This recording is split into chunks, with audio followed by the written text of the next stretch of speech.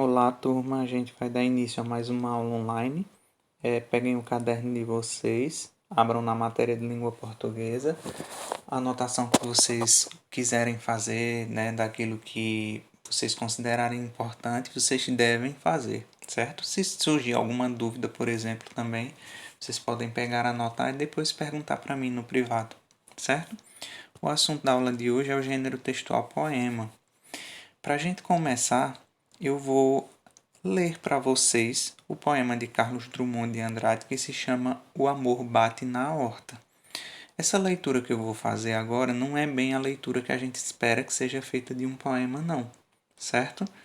Coloquem isso aí na cabecinha de vocês. Eu vou ler o poema da maneira como a gente lê qualquer outro texto, certo?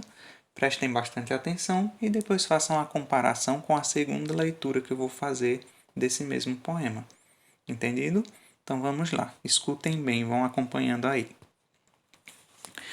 Cantiga de amor sem eira nem beira, vira o mundo de cabeça para baixo, suspende a saia das mulheres, tira os óculos dos homens, o amor, seja como for, é o amor. Meu bem, não chores, hoje tem filme de Carlito. O amor bate na porta, o amor bate na horta, fui abrir e me constipei. Cardíaco e melancólico, o amor ronca na horta, entre pés de laranjeira, entre uvas meio verdes e desejos já maduros. Entre uvas meio verdes, meu amor, não te atormentes. Certos ácidos adoçam a boca murcha dos velhos, e quando os dentes não mordem, e quando os braços não prendem, o amor faz uma cócega. O amor desenha uma curva, propõe uma geometria. Amor é bicho instruído. Olha, o amor pulou o muro, o amor subiu na árvore, em tempo de se estrepar. Pronto, o amor se estrepou. Daqui estou vendo o sangue que corre do corpo andrógeno. Essa ferida, meu bem, às vezes não sara nunca, às vezes sara amanhã. Daqui estou vendo o amor irritado, desapontado, mas também vejo outras coisas. Vejo beijos que se beijam, ouço mãos que se conversam e que viajam sem mapa. Vejo muitas outras coisas que não ouso compreender. Certo? Então vejam.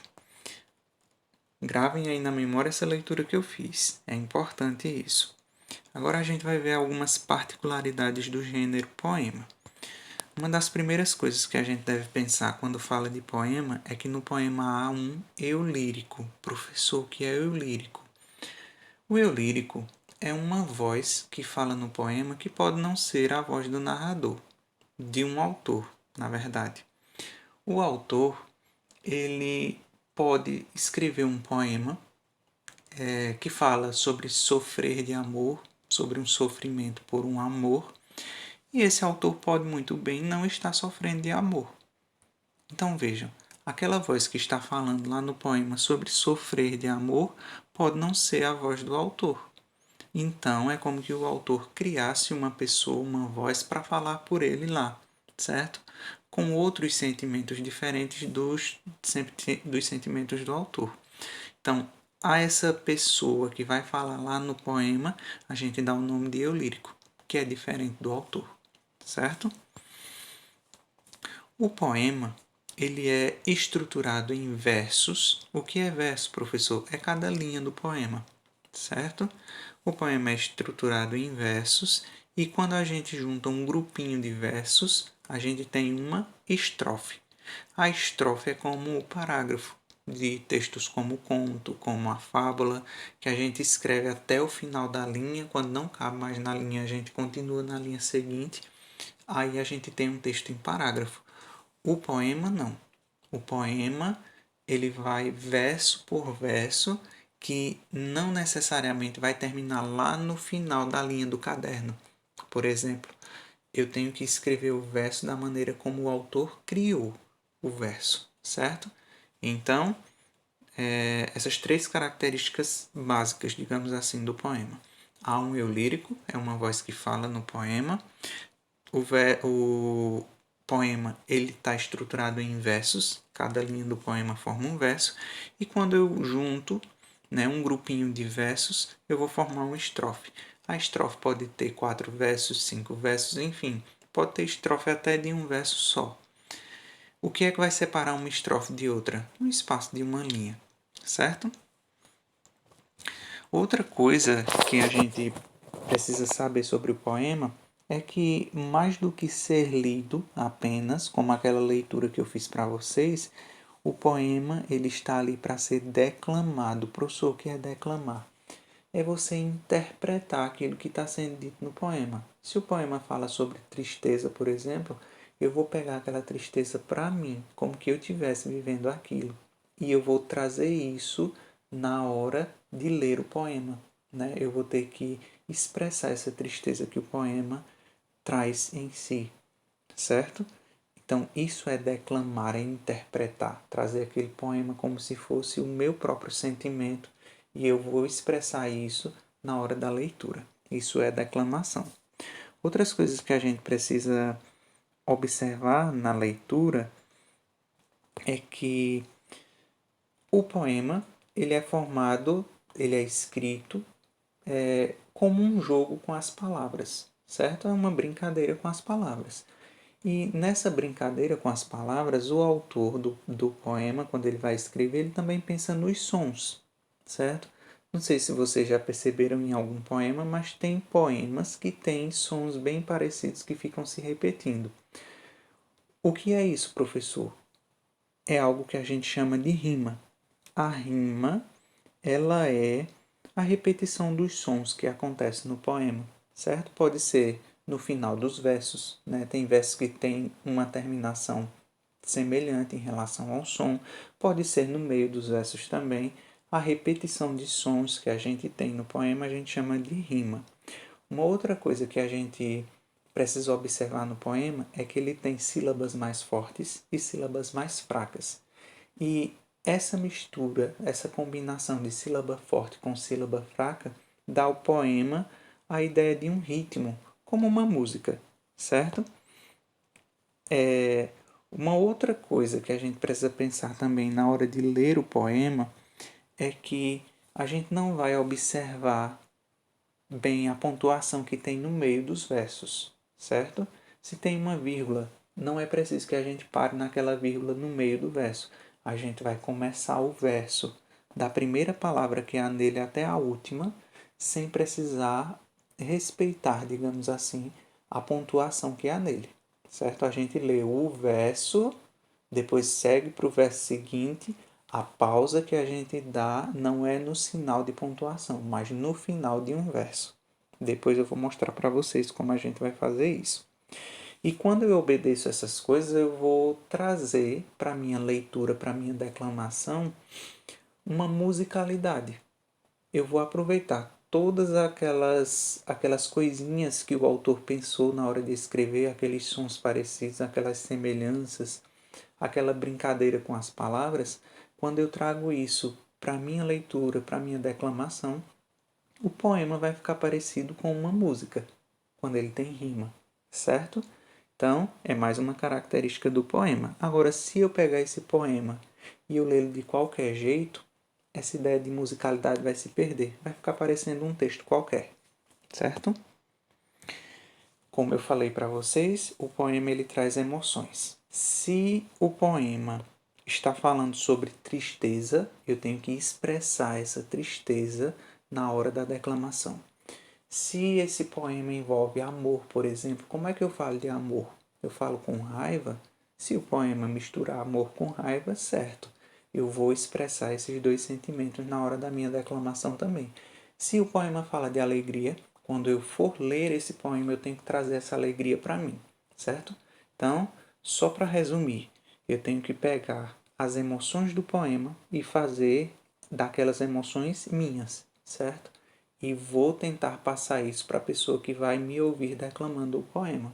Entendido? Então, a título de exemplo, eu trago mais um poema para vocês, intitulado Mãe, de Gilberto Mendonça Teles. Vejam, aqui a gente tem um poema que tem duas estrofes. A primeira estrofe tem 8 versos, a segunda estrofe tem 4 versos. A gente tem rimas nesse poema. Vejam que o primeiro verso está rimando com o terceiro verso. O primeiro termina em vida, o segundo termina em florida. Vejam que esse som ida no final forma uma rima, são sons semelhantes, certo? Eu vou ler para vocês, vou declamar para vocês esse poema agora e vejam que eu tento, na minha declamação, na minha leitura, trazer as emoções que há nesse poema, que fala sobre mãe, que fala sobre amor, certo? Então eu tenho que pensar nisso. Minha mãe, sei que na vida é teu amor que me diz qual a estrada mais florida que me leva a ser feliz. O mundo é tão grande, mãe, e a vida não vale um três. O sonho que a gente sonha é falso, não tem raiz. Ah, minha mãe, minha vida, só pede paz e não bis. Só teu amor me convida para ser bom e feliz.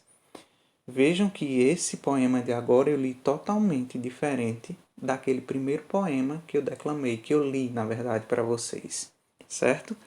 Eu agora vou trazer aquele poema de Carlos Drummond de Andrade, O Amor Bate na Horta, e vou fazer a declamação com base nas características que eu dei para vocês sobre o poema, certo? Principalmente sobre a declamação, como é que a gente deve ler esse poema com expressividade. Cantiga de amor sem eira nem beira, vira o mundo de cabeça para baixo, suspende a saia das mulheres, tira os óculos dos homens, o amor seja como for, ah, é o amor. Meu bem, não chores, hoje tem filme de Carlito. O amor bate na porta, o amor bate na horta, fui abrir e me constipei. Cardíaco e melancólico, o amor ronca na horta entre pés de laranjeira, entre uvas meio verdes e desejos já maduros. Entre uvas meio verdes, meu amor, não te atormentes. Certos ácidos adoçam a boca murcha dos velhos, e quando os dentes não mordem, e quando os braços não prendem, o amor faz uma cócega, o amor desenha uma curva, propõe uma geometria. Amor é bicho instruído. Olha, o amor pulou o muro.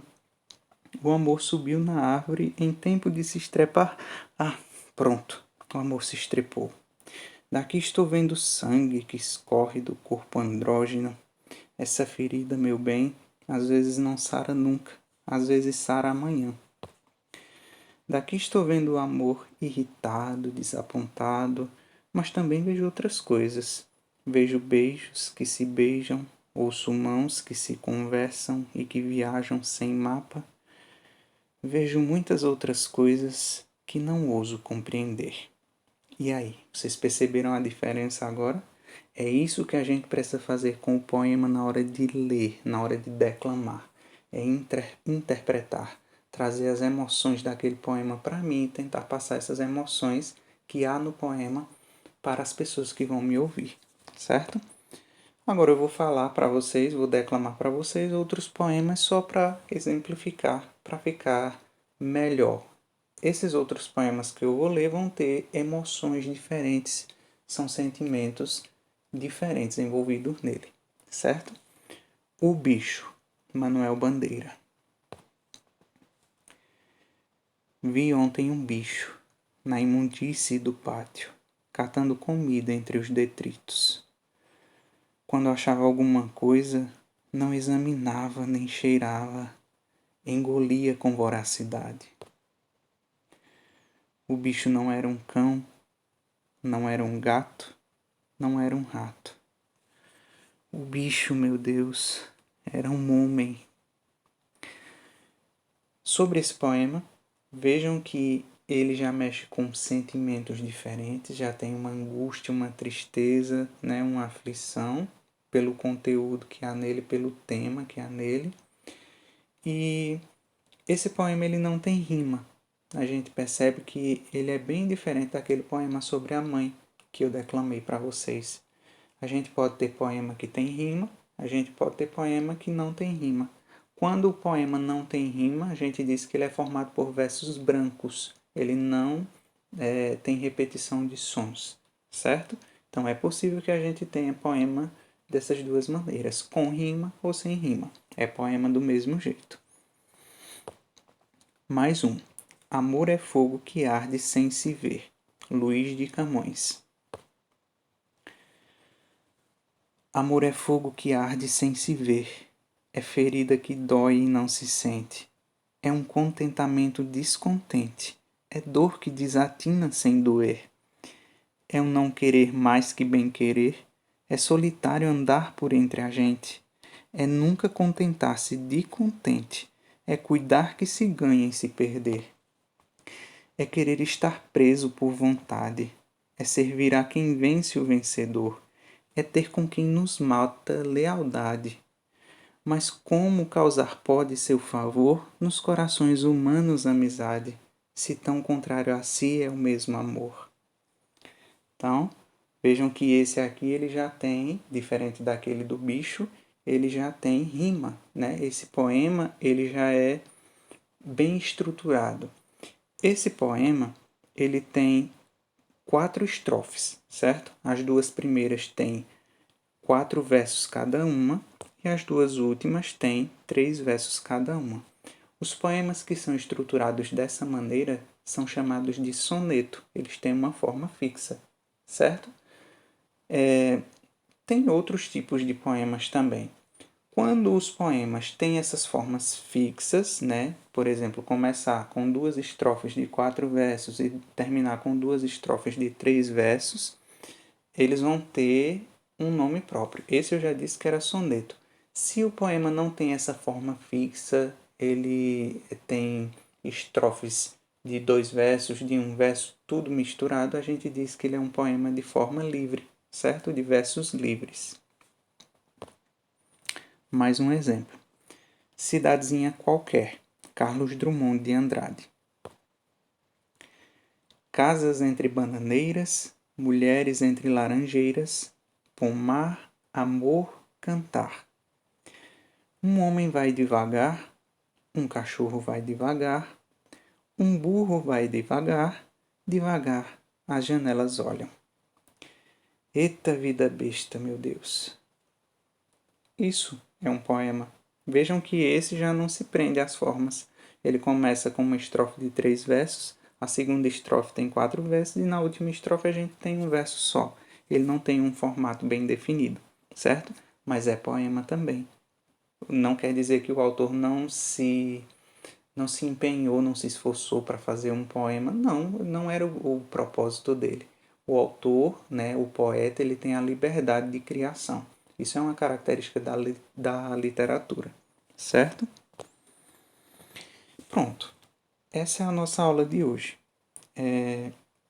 Eu peço que vocês prestem bastante atenção na segunda atividade, principalmente, para aproveitar o que a gente aprendeu aqui nessa aula de hoje, sobretudo acerca da declamação. A declamação é a leitura que a gente faz do poema com expressividade, mostrando os nossos sentimentos, né? Mostrando em nós os sentimentos que há lá no poema. Eu tenho que passar isso para os outros, assim como eu tentei mostrar aqui para vocês nos poemas que eu declamei, certo? Lembrem disso na hora de fazer a segunda atividade.